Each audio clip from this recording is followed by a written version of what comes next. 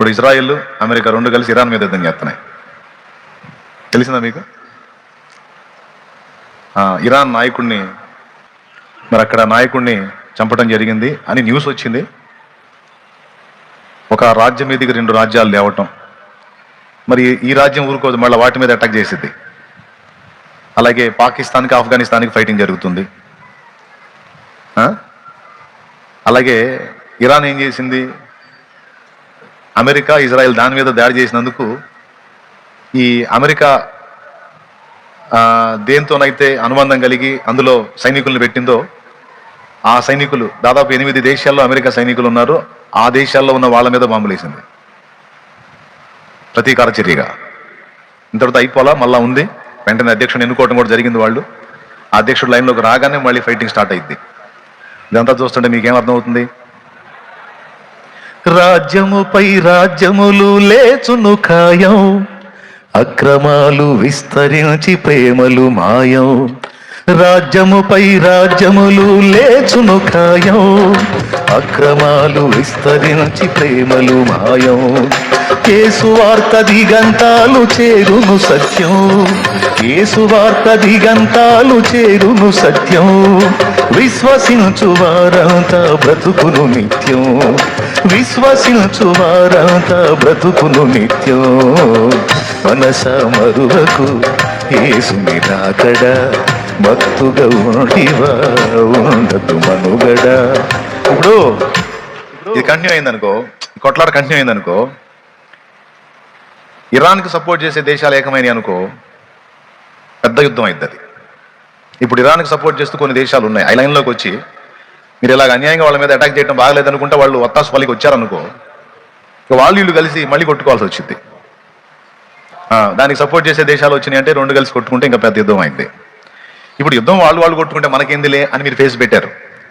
మనకు చాలా సమస్యలు ఉంటాయి, ముఖ్యంగా ఆయిల్ సమస్య. ఆయిల్ రేట్ ఒక్కటి పెరిగిందంటే అన్ని రేట్లు పెరుగుతాయి. ఆయిల్ ధరలు పెరగకూడదు, అవి బ్యాలెన్స్ ఉండాలి. చమురు ధరలు పెరిగినప్పుడు అవి అన్ని సమస్యలకు కారణమవుతాయి. ఎందుకంటే చమురు ఉత్పత్తులు లేకపోతే మనకు నడవదు అసలు.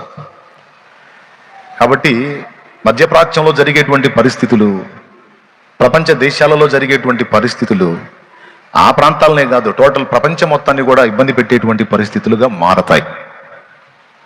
అందుకే ప్రార్థించండి. ఇవన్నీ జరగవలసి ఉన్నవి కానీ అంతము వెంటనే రాదు. ఇప్పుడు ఇవి తీవ్రతరమై ప్రభువు రాకడకు ముందు చెప్పినటువంటి సంభవాలన్నీ నెరవేరేటువంటి ఘట్టాలు జరుగుతాయి. నేను ముందు నుంచి చెప్తానే ఉన్నాను, ఎప్పుడు ఏ మలుపు తీసుకుంటుందో తెలియదు. కంటికి కనబడింది ఒక చిన్న వైరస్ 3 సంవత్సరాలు ప్రపంచాన్ని కదిలించింది, 2 ఏళ్ళు అయితే స్తంభింపజేసింది. అయితే ఇక రాబోతున్న రోజుల్లో ఓన్లీ తెగుళ్ళు మాత్రమే కాదు, మెయిన్ యుద్ధాలు ఎక్కువగా జరుగుతాయి. యుద్ధాలు జరుగుతాయి. ఒక దేశం మీదకి ఒక దేశం, ఒక రాజ్యం మీదకి ఒక రాజ్యం బాగా రేగిద్ది. ఉండే కొంది ఇది తీవ్రతరం అయింది కానీ తక్కువ కాదు. ఇప్పుడు 2 దేశాలు శాంతించినాయి అనుకో, మళ్ళీ 2 దేశాలకు పడిద్ది. కొద్ది రోజులు అవి కొట్టుకుంటాయి, మళ్ళీ కొట్టుకొని వాళ్ళకి సాలిపోయి వాళ్ళు ఆగారు అనుకో, మళ్ళీ ఇంకొకళ్ళకి లేచుద్ది, ఇద్దరు లెగుస్తారు, మళ్ళీ ఇంకొక గొడవ లేచుద్ది.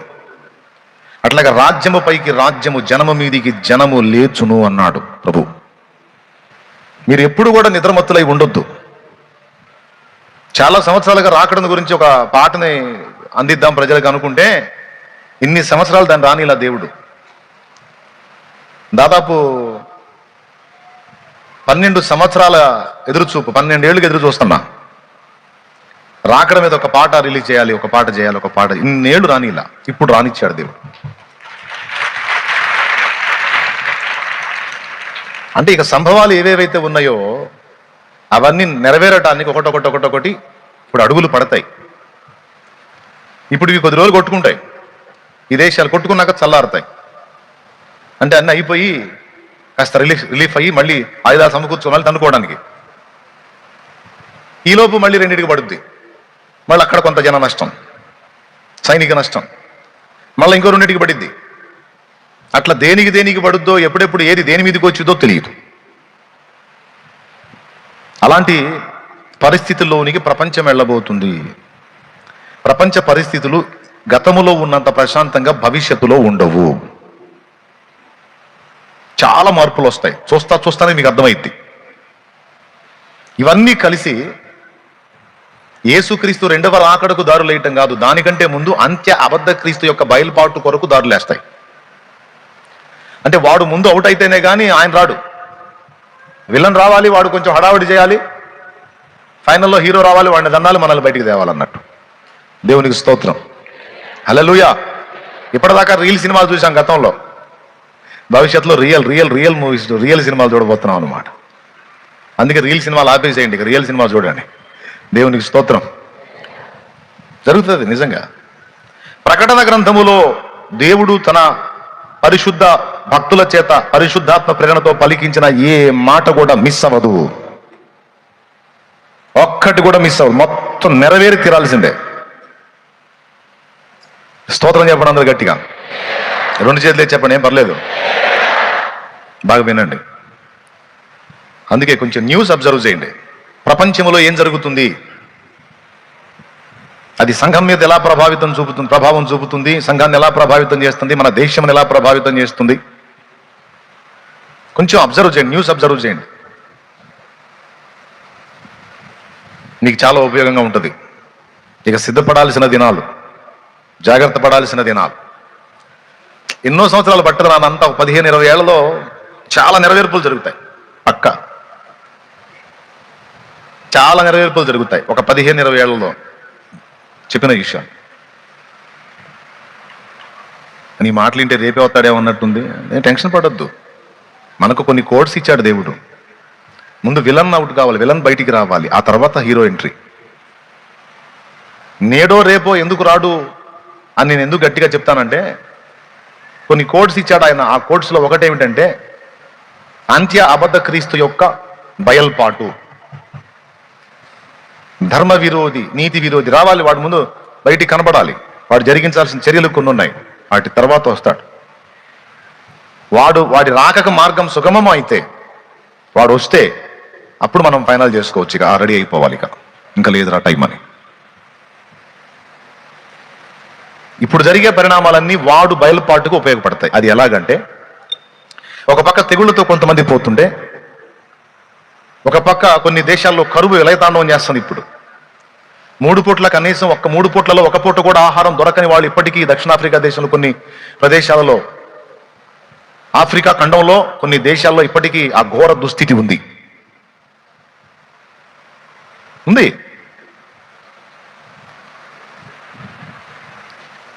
కరువుతో ఒక పక్క కొన్ని దేశాలు అతలాకుతలం అవుతుంటే, ప్రకృతి విలయాలతో కొన్ని దేశాలు, భూకంపాలతో, వరదలతో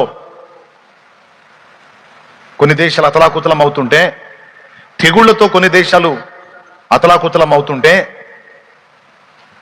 ఆర్థిక మాంద్యం ఏర్పడి సరైనటువంటి పోషణ లేక ఆర్థిక మాంద్యాన్ని బట్టి కరువు ఏర్పడి కొన్ని దేశాలు ఇబ్బంది పడుతుంటే, ఇవన్నీ పక్కన పెట్టి కొట్లాట్లతో చాలా జన నష్టం జరుగుతుంది, యుద్ధాలతో. ఇప్పుడు ఎంతమంది బలైపోతారో తెలియదు. ఇప్పుడు ఇది ఫైనల్ అయిపోయేసరికి సైనికులుగా ఉన్న వాళ్ళు ఎంతమంది ప్రాణాలు పోతాయో తెలియదు. సామాన్య ప్రజల మీద బాంబులు పడి ఎంతమంది బలైపోతారో తెలియదు. భయంకరంగా మనుషుల్లో యుద్ధోన్మాదం పెరిగిపోతుంది.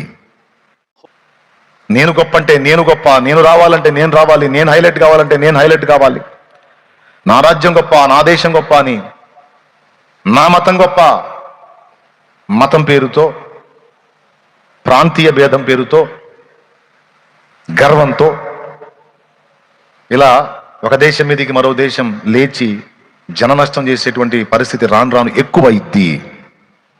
ఎందుకంటే యేసు ప్రభు రెండవ రాకడ సంభవాల్లో మొట్టమొదట చెప్పింది అదే. నీ రాకడకును యుగ సమాప్తికి నీ సూచనలేవి ప్రభు అని శిష్యులు అడిగితే, మొట్టమొదటిగా ఏం చెప్పాడంటే, నా పేరిట అనేకులు వచ్చి మిమ్మల్ని మోసగిస్తారు, అనేక మంది అబద్ధ క్రీస్తులు వచ్చి మిమ్మల్ని మోసగిస్తారని మొదలుపెట్టి, రెండవ పాయింట్లో తెగుళ్ళు, భూకంపాలు, కరువులు అని చెప్పకుండా మొట్టమొదట యుద్ధములు అన్నాడు. మత్తయి సువార్త 24:5 వేశాడు చూడండి అక్కడ స్క్రీన్ మీద. 4లో అడుగుతారు, నీ రాకడకు యుగ సమాప్తికి సూచనలు ఏవి అంటే యేసుప్రభు అంటాడు 4వ వచనంలో, యేసు వారితో ఇట్లా అన్నాడు, ఎవడును మిమ్మల్ని మోసపరచకుండా చూసుకోండి, అనేకులు నా పేరిట వచ్చి నేనే క్రీస్తునని చెప్పి పలువురిని మోసపరచెదరు అన్నాడు. 6వ వచనం, మరియు మీరు యుద్ధములను గూర్చి యుద్ధ సమాచారములను గూర్చి వినబోదురు, మీరు కలవరపడకుండా చూచుకున్నట్టు ఇవి జరగాల్సి ఉన్నవి కానీ అంతము వెంటనే రాదు. అంతం అంటే ఏంటి? అంతము 2 రకాలు ఉందండి. అంతము 2 రకాలు ఉంది. ఒక రకమేమో టోటల్గా ప్రపంచ అంతం, టోటల్గా ప్రపంచము, భూమి, ఈ పంచభూతాలన్నీ కూడా లయమైపోయేటువంటి అంతం ఒకటి ఉంది. అంతము 2 రకాలు, ఇంట్రెస్ట్ ఉంటే రాసుకో.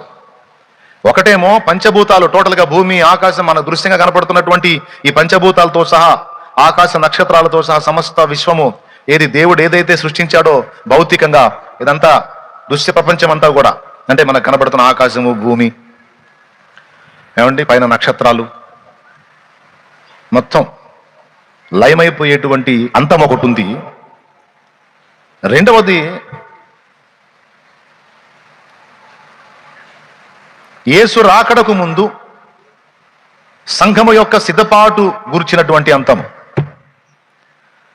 యేసు రాకడకు ముందు యేసుక్రీస్తు సువార్త భూమి అందంతటా ప్రకటించాలి, అదంతా జరిగిన తర్వాత అంతం వచ్చును అన్నాడు.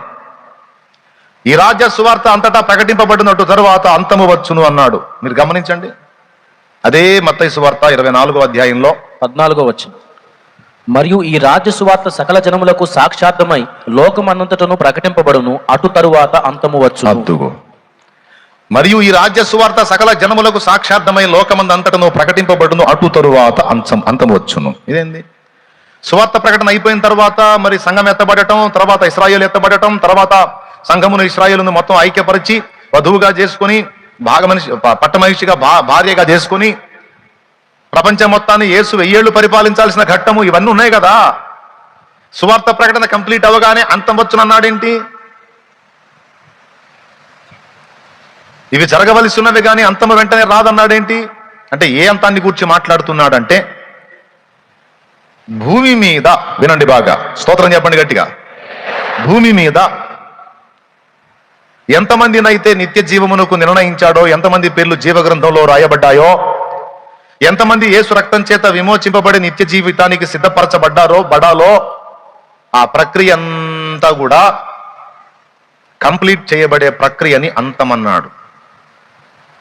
అర్థమైందా? సువార్త ప్రకటనకి అంతం, ప్రవక్తలు ప్రవచించినటువంటి ప్రవచనాల నెరవేర్పుకి అంతం. అర్థమైందా?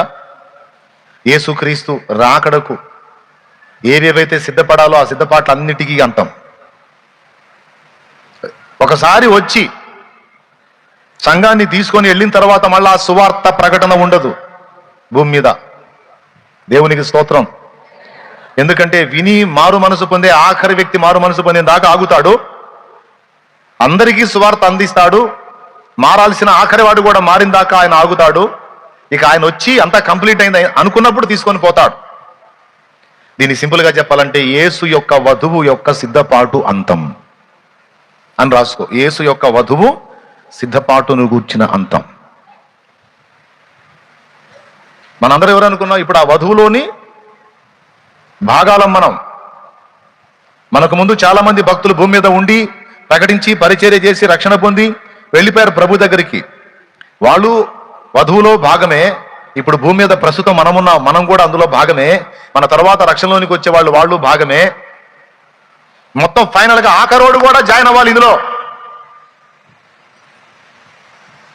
ఆయన ధర్మంగా ఏం చెప్పాడంటే, అందరికీ చెప్పండి రా, తల్లి అందరికీ చెప్పండి అన్న, కుమారుడు అందరికీ ప్రకటించురా.